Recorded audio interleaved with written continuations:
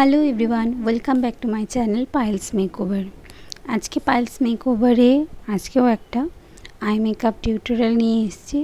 তোমরা পুরো ভিডিওটা ফুল ওয়াচ করো, একটু স্কিপ করো না, তাহলে কীরকমভাবে আই মেকআপটা আমি করলাম তোমরা বুঝতে পারবে না। তো চলো, কথা বলতে বলতে আমি স্টার্টিংয়েই প্রথমে একটা খুব হালকা একটা রেড কালার নিয়ে জাস্ট হালকা হাতে একটু ব্লেন্ড করে নিয়েছি। তারপরে আউটার কর্নার থেকে একটা ব্ল্যাক আইশ্যাডো নিয়ে হালকা করে ব্লেন্ড করে নিয়েছি জাস্ট আউটার কর্নারে। তারপর মিডলে আমাদের দিয়েছি একটু রেড কালার, যেটা আউটার কর্নারের ব্ল্যাকটার সাথে ব্ল্যাক আইশ্যাডোর সাথে আমি স্মাচ করে দিয়েছি।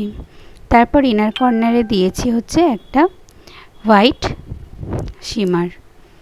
তারপর এখানে রাখো, প্রথমে একটা জেল কাজল দিয়ে আমি আগে লাইনারটা ড্র করে নিয়েছি।